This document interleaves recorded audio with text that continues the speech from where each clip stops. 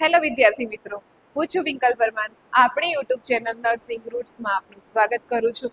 આજનો આપણો સબ્જેક્ટ છે ઓબીજી, જેમાં આપણો ટોપિક છે ethical and legal aspect of midwifery.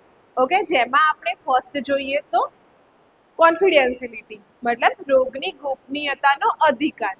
એટલે કે કોઈ બી પેશન્ટ અથવા કોઈ બી વ્યક્તિ છે, બરાબર, એની જે ડિટેલ્સ અથવા માહિતી છે જેને આપણે શું કરશું, ગુપ્ત રાખીશું. જાણે કે તો એની હિસ્ટ્રી છે, રોગના કારણો છે, બરાબર. નેક્સ્ટ જોઈએ ઓટોનોમી. ઓટોનોમી મતલબ કે સ્વતંત્રતા. દરેક મહિલાને પોતાનો નિર્ણય લેવાનો અધિકાર છે, બરાબર. કે જે બી પેશન્ટ છે અથવા જે બી માતા છે, બરાબર, એને કઈ ડિલિવરી કરાવી છે, બરાબર, મતલબ અબોર્શન કરાવવું છે, નથી કરાવવું, કોઈ પ્રોબ્લેમ છે, તો તેના માટે જે બી નિર્ણય લેવો છે એ ખુદ કોણ લેશે, તો જે બી માતા છે એ લેશે. નેક્સ્ટ જોઈએ બેનિફિટ્સ, મતલબ કે લાભકારિતા, બરાબર.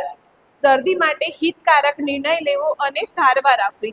જે બી દર્દી છે અથવા જે બી માતા છે, બરાબર, તેના હિતમાં શું આવે છે તે રીતનો નિર્ણય કોણ લેશે, તો જે બી આપણા એથિકલ અને લીગલ આસ્પેક્ટ છે તેના આધારે મિડવાઇફ લેશે.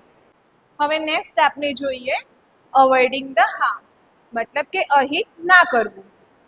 દર્દીને કોઈ પણ પ્રકારનું નુકસાન ના થાય તેનું ધ્યાન રાખવું. જેમ કે જ્યારે માતા હોસ્પિટલની અંદર એડમિટ થાય છે તે દરમિયાન તેના વાઇટલ સાઇન ચેક કરવા, બરાબર, માતાને કોઈ બી કોમ્પ્લિકેશન છે કે નહીં તે ચેક કરવું, અને માતા સેફ મધરહુડમાં છે કે નહીં તે જોવું.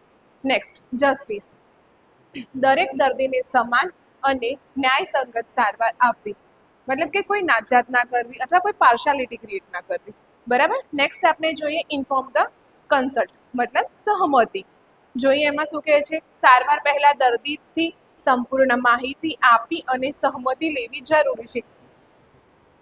માતાને જે બી ટ્રીટમેન્ટ આપીએ છીએ, બરાબર, તેના રિલેટેડ માતાને સંપૂર્ણ માહિતી પ્રોવાઈડ કરવી અને પછીથી ટ્રીટમેન્ટ ચાલુ કરવી. આગળ આપણે જોયું એથિકલ આસ્પેક્ટ. હવે આપણે જોઈએ લીગલ આસ્પેક્ટ. તો લીગલ આસ્પેક્ટ એટલે શું, તો કાયદા અકોર્ડિંગ નક્કી કરેલા હોય, બરાબર, તેવા આસ્પેક્ટ, જેને શું કહીશું, લીગલ આસ્પેક્ટ. જોઈએ ફર્સ્ટ પીએનડીટી એક્ટ. હવે પીએનડીટી એક્ટ એટલે શું, તો પ્રી કન્સેપ્શન પ્રીનેટલ ડાયગ્નોસ્ટિક ટેકનિક્સ. તો એના અંદર શું કરવામાં આવે છે જોઈએ તો ભ્રૂણ લિંગ નિર્ધારણ પર પ્રતિબંધ લગાવવાનો કાયદો. મતલબ કે એવો એક્ટ જેના અંદર જે બી માતાના ગર્ભમાં બાળક છે, બરાબર, તેનું લિંગ શું છે તે આઈડેન્ટિફાઈ કરી શકાતું નથી અથવા કરવા પર શું છે, પ્રતિબંધ છે, બરાબર. ખાલી આ એક્ટ હેઠળ આપણે શું કરી શકશું, બ્લડ ટેસ્ટ કરી શકશું, લેબ ટેસ્ટ કરી શકશું, એમ્નિયોટિક ફ્લુઇડ ટેસ્ટિંગ કરી શકશું, ફિટોસ્કોપી કરી શકશું, યુએસજી કરી શકશું, માતાનું હેલ્થ સ્ટેટસ ચેક કરી શકશું, બરાબર. કોઈ બી લિંક છે, બરાબર, જે બી બાળક છે એ મેલ છે અથવા ફિમેલ છે તેનું આઈડેન્ટિફિકેશન નહીં કરી શકશે. કરી શકશું તો તેના માટે કોઈ પણ સજા લાગશે. ઓકે, નેક્સ્ટ જોઈએ એમટીપી એક્ટ. એમટીપી મતલબ શું, તો મેડિકલ ટર્મિનેશન ઓફ પ્રેગ્નન્સી, બરાબર. ક્યારે અમલમાં આવ્યું હતું, તો 1971. તો પીએનડીટી એક્ટ ક્યારે અમલમાં આવ્યું, તો 2003 દરમિયાન સુધારા સાથે અમલમાં આવ્યું, બરાબર. એમટીપી એટલે શું અને એમટીપીમાં શું કરવામાં આવે છે, એમટીપી એટલે મેડિકલ ટર્મિનેશન ઓફ પ્રેગ્નન્સી, જેની અંદર શું કરે છે, વૈધ રીતે ગર્ભપાત કરવા માટેના નિયમો નક્કી કરેલા છે. મતલબ કે લીગલ અબોર્શન, બરાબર. તો કેમ આ એક્ટ બહાર પાડવામાં આવ્યું, જે જેના પર રેપ થયેલો હોય તેવી સ્ત્રીઓ છે, જેને ગર્ભધારણ થયો છે, અથવા એવી માતાઓ કે જેનું બાળક છે એ કન્જેનાઇટલ અબનોર્માલિટીઝથી પીડાય છે, બરાબર.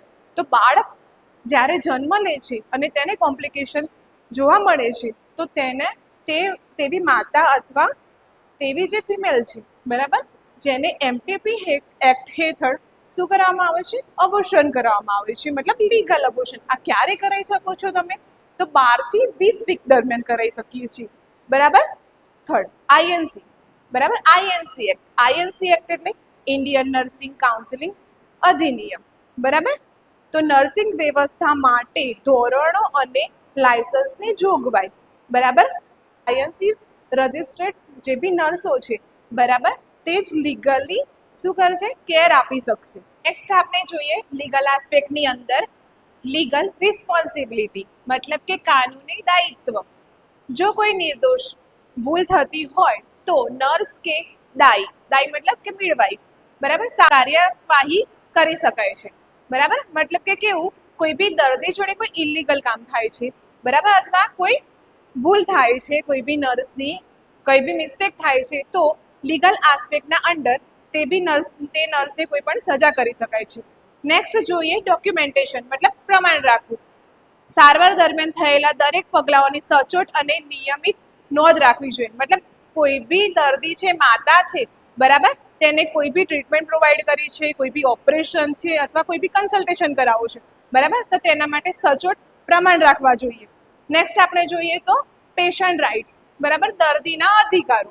દરેક મહિલાને સુરક્ષા, માહિતી, સહમતિ અને ગુપનીયતાનો અધિકાર છે. મતલબ કે પેશન્ટને પોતાની પ્રાઇવેસી રાખવાનો અધિકાર છે.